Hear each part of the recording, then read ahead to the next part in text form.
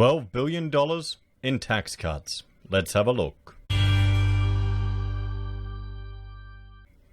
Hello everyone, Florian.Heise here, and welcome to another episode of HeiseSays. Grab your stein of coffee.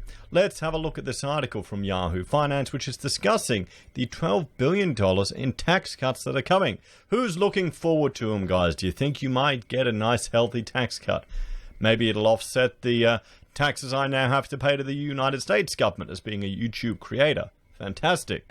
So, Federal Treasurer Josh Frydenberg is hoping impending tax cuts will lessen the pain of the JobKeeper expiry, with more than $12 billion in tax cuts to set in over the next 7 months.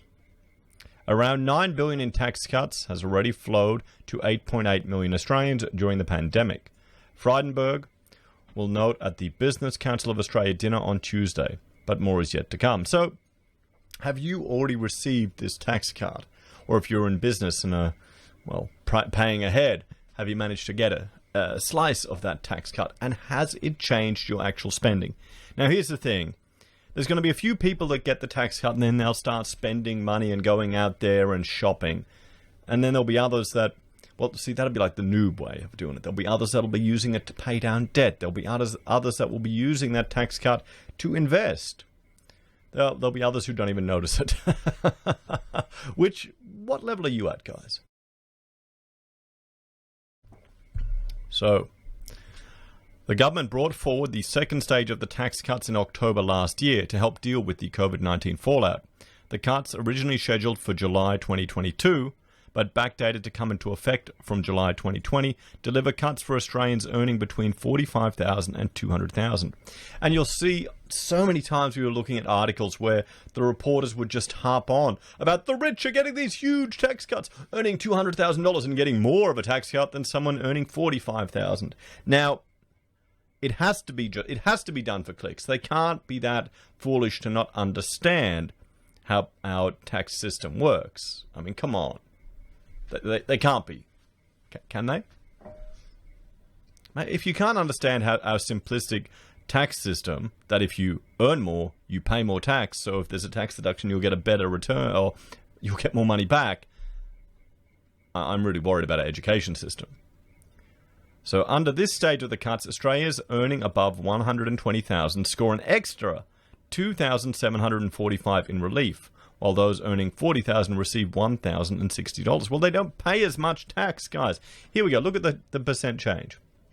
So if you're earning 40 grand, you're getting over a 21% discount on your tax. That's fantastic. That's great news. The less tax we pay to the state, the better. The problem is, with these MMT crowd, they want to use taxation just to pull money out of the economy and then to put money back in the economy. They want an authoritarian regime where the government is just completely in bed with the money printers and just uses it for political purposes. That's a nightmare, everyone. And then you see there's other ones calling for, an independent fiscal body, and why don't we just soon it'll be let's just get rid of democracy. We don't need it. It just gets in the way. Maybe I'm jumping 10 steps ahead, but it's a scary reality. So you can see here, if you're on 40 grand, you get 21.4% reduction in tax. You're getting 21.4% back of the tax you paid. 60 grand, you're getting 17.8. 80 grand, 11.3. $100,000, 9.2.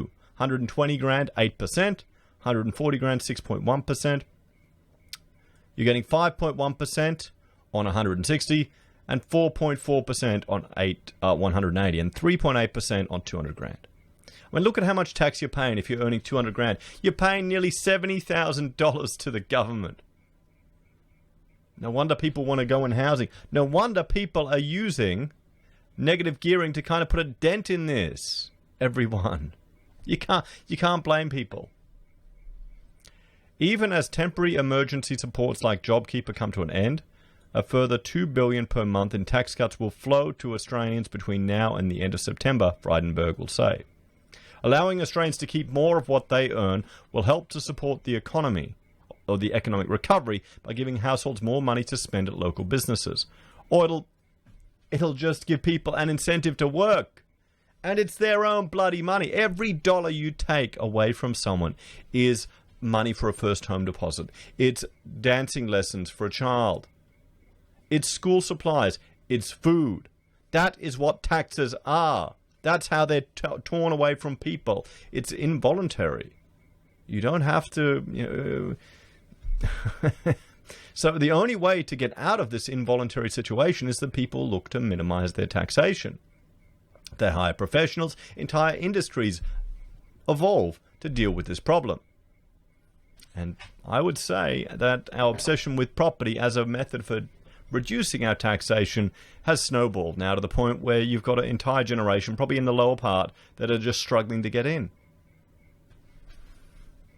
The government is hoping the tax cuts will generate $2.8 billion in monthly economic activity and replace the supports provided by the JobKeeper supplement, according to reports in The Australian.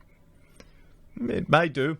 Honestly, it will have an impact. It will flow through the economy. There will be some people that notice that small amount every month coming in and they won't save it, or they won't invest it, or they won't use it to pay down debt. They'll just splurge it. Sadly, that's what will happen, and that's what they're counting on.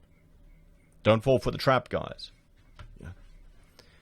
Frydenberg will also discuss the federal budget, with the budget currently in a $100 million deficit. However, the cost of the coronavirus in Australia is expected to surpass $1 trillion by 2025. We're living in a new world, everyone. We're living in a new world. Frydenberg will say the government is at its best when it is acting as a catalyst for homes and businesses to spend, invest, and grow. Well, really, you kind of want them to step back. We don't need them as a catalyst, because I understand the point, the argument of having it as a catalyst, but the problem is it's been dampening the economy for so long, and the catalyst is giving us the reaction we don't want. We don't want rampant house price inflation.